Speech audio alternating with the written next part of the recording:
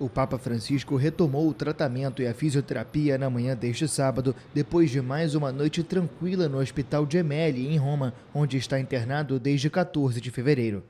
A Santa Sé informou no boletim matinal deste 23º dia de hospitalização que o pontífice está descansando. Francisco sofreu várias crises respiratórias desde que foi hospitalizado, a última delas na segunda-feira, quando teve 2 episódios de insuficiência respiratória aguda. Há vários dias, a Santa Sé informa que a situação é estável, embora o prognóstico seja reservado.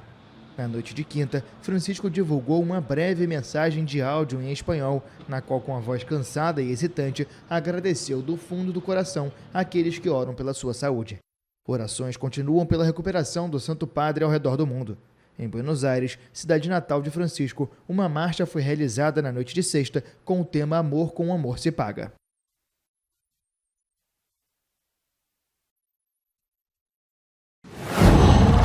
Qual?